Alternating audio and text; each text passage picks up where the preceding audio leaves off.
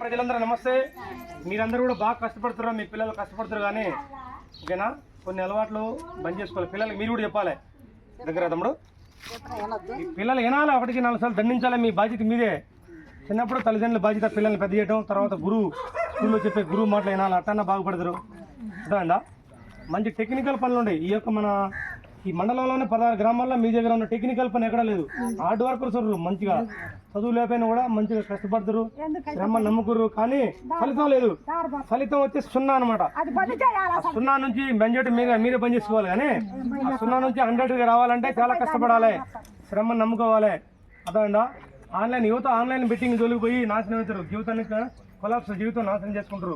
తల్లిదండ్రి ఎంతో ఆశతో కొడుకుల్ని సంపాదించుకురు. ఆస్తులు అంటే కొడుకులే కమ్మా, ఆడపిల్ల కానీ మగపిల్ల కానీ సంపాదించుకురు. నా పిల్లలు ఎదిగితే నాకు ఇంకా స్టేజ్ పెరుగుద్ది, ఇంకా విలువ పెరుగుద్దని తల్లిదండ్రులు ఎంతో కళ్ళగంటాం. ఆ కళ్ళం మనం ముందు చేస్తున్నాం. అర్థమైందా? గాజులోడు కనుక కళ్ళగన్నట్టు కణంలోనే పెట్టిందని పెట్ట పగిలిపోయినట్టుంది వ్యవస్థ. అక్కడ యువకులు బెట్టింగ్ జోలికి ఎవరు పోతారో వాళ్ళకి పోలీసులు పట్టేయండి, క్రిమినల్ కేసులు అయితే జైలుకి పోతారు వాళ్ళంతా. అర్థమైందా? ఈ దేశం బాగుండాలంటే యువకులు బాగుండాలి. ముఖ్యంగా ఇలాంటి యువతరం బాగుండాలి.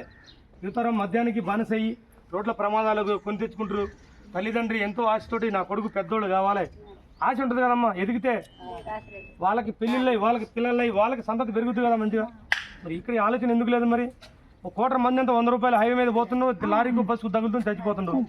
తల్లిదండ్రులకి పుత్రశోకం మిగులుతుంది. అవునా? ఎంత బాధ ఉంటుంది తల్లిదండ్రులకి.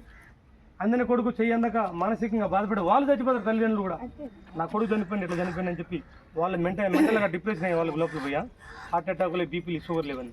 కాబట్టి ఏదైతే మేల్కొని ఇప్పటి నుంచైనా మిమ్మల్ని అర్ధరాత్రి పూట ఎవరైనా ఫోన్ చేసినా భయపడద్దు, భయపడదని గురి చేస్తారు. సైబర్ నేరస్తుల పట్ల అందరూ అప్రమత్తంగా ఉండండి. పోలీస్ శాఖ అందుబాటులో ఉంది 24 గంటలు కూడా. మీరు పోలీసు రండి, మీకు ఏదైనా ప్రాబ్లం ఉంటే రండి, ఆఫీసులో ఉంటారు, మంచిగా చెప్తాం. మంచిగా మీ సమస్య మేము కూడా రాయగలుగుతాం, మొత్తం కూడా చేయగలుగుతాం. రాజ్యాంగ వరకు ఆఫీసులు కల్పిస్తాం. మంచిగా ఇబ్బంది లేదు. అర్ధరాత్రి వీడియో కాల్స్ వస్తే జాగ్రత్త. వీడియో కాల్స్లో కూడా సైబర్ నేరస్తులే, బట్టలు లేకుండా లేడీస్ వస్తుంటారు కొంతమంది. ఇది రియల్ జోక్ కాదు. నాకు కూడా ఒకరోజు కాల్ వచ్చి నేనే భయపడ్డా, కట్ చేశా, బ్లాక్లో పెట్టి. అర్ధరాత్రి వస్తే భయపడదు. మా లేడీస్ బొమ్మ పెట్టి మా వీడియోలు చూసారు, ఇంత డబ్బులు డిమాండ్ చేస్తుంటారు. వాళ్ళు డిమాండ్ చేస్తున్నప్పుడు అయితే మీరు రండి, ఏదైనా పోలీసు రండి అని చెప్పి ధైర్యంగా రండి. మనోడు పిలిపిస్తుంది.